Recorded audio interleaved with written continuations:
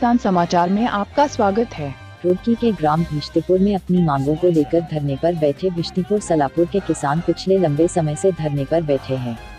आज एक बार फिर शासन प्रशासन द्वारा किसानों को धरने से उठाने का प्रयास किया गया, जिसका किसानों ने विरोध किया और प्रशासन को नाकाम होकर वापस लौटना पड़ा।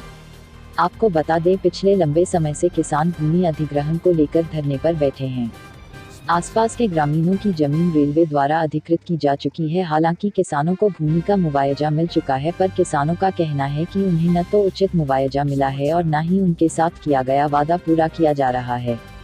किसानों का कहना है कि रेलवे द्वारा उनके परिवार के एक सदस्य को नौकरी देने का वादा किया गया था, पर अब रेलवे वाले अपने वादे को पूरा नहीं कर रहे हैं। हालांकि इस पूरे मामले पर एसडीएम रविंद्र सिंह का कहना है कि किसानों की मांगे उचित नहीं है, उन्हें मुआवजा दिया जा चुका है और अब किसान अपनी हथकर्मी पर उतरे हुए हैं। इस दौरान मौके पर एएसडीएम रविंद्र सिंह, तहसीलदार मंजीत सिंह गिल, अपर तहसीलदार सुशीला कोठियाल पुलिस के साथ मौजूद रहे। किसानों ने प्रशासन व पुलिस बल का विरोध किया, इस कारण टीम को बैरन लौटना पड़ा। 5 महीना हो गया धरने को।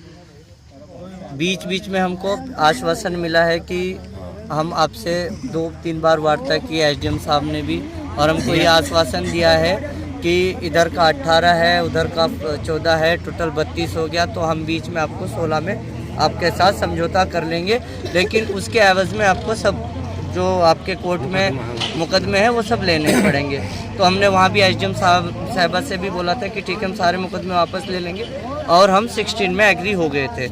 आज भी हमको सुबह से ये पता था कि वार्ता के लिए आ रहे हैं, लेकिन वहाँ हम बैठे थे वेट में, और पीछे से आके इन्होंने यहाँ चोरी से काम स्टार्ट कर दिया। अच्छा, एक बात बताओ, पिछले 7 साल से हम नौकरी मांग रहे हैं। पिछले 7 साल से हमको कभी तो रेलवे बोर्ड नौकरी देगा, कभी बोलते हैं कि डीएम साहब ने लेटर भेज दिया आपको नौकरी मिलेगी, कभी बोलते हैं कि एसडीएम साहब बात कर रहे हैं आपको नौकरी मिलेगी, कभी एसएसपी देहात और मिस्टर तलवार बोलते हैं कि बाय मिस्टेक हमसे लिखा गया। लेकिन आज एक नई बात सुनने में आ रही है कि हमने तो खाली भूमिहीन को नौकरी देने का वादा किया है। 7 साल से तो कभी ये नाम ही नहीं आया कि भूमिहीन को नौकरी है। आज अचानक भूमिहीन को नौकरी देने का हमने तो लिखा हुआ है, और जबकि उस एग्रीमेंट में ऐसा कुछ नहीं साफ तौर पे लिखा है। आप भी पढ़ लो, किसी को भी पढ़ा लो, कहीं लिखा नहीं है साफ तौर पर अधिकारी को। आखिरी में हमारा ये होगा, आज तो हम शांति से बैठे थे। कल भारतीय किसान यूनियन के जो राष्ट्रीय अध्यक्ष हैं नरेश जी, उन्होंने भी बोला था कि अगर इस वार्ता से समाप्त नहीं होता तो किसान को बाध्य कर रहे हैं वो कोई भी कदम उठाने पे। कल भारतीय किसान यूनियन पूरी आएगी, पूरी टीम के साथ। उनको जो करना है वो करे, हमको जो करना है वो हम अपने तरीके से करेंगे। निष्कर्ष तो ये है जी, बस हमारी जो हमें लिखित एग्रीमेंट पर है, सरकार उसका अनुपालन करे, अन्यथा हम यहाँ काम चलन नहीं देने की बिल्कुल भी, क्या कुछ भी हो जाए। अधिकारी को क्या जी मांग नहीं हमारी है, हम तो जो एग्रीमेंट में लिखित है हमारा हक है, उसका वो अनुपालन करे। नौकरी दे रखी, लिख कर हमें नौकरी देता, हमने नौकरी के लालच में ही 293 में अपनी ज़मीन दे दी थी, सरकार का सहयोग रहता। अगर हम उस टाइम अड़ंगा लगाए देते तो आज और जो गाँव की तरह हम 20-22 लाख रुपये बिखा लेते। अरे जो है बड़ों ने, उन्होंने नौकरी के लालच में आकर 293 में ज़मीन दी थी, और सरकार का सबसे पहले सहयोग रहता और काम लगा।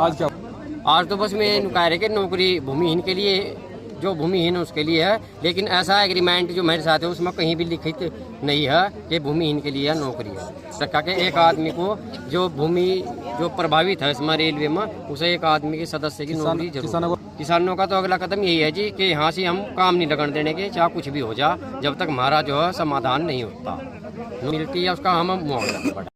मुआवजे की मांग है, नौकरी की मांग है, क्या इनकी मांगे हैं और क्या इसमें आज आप लोग आए हैं?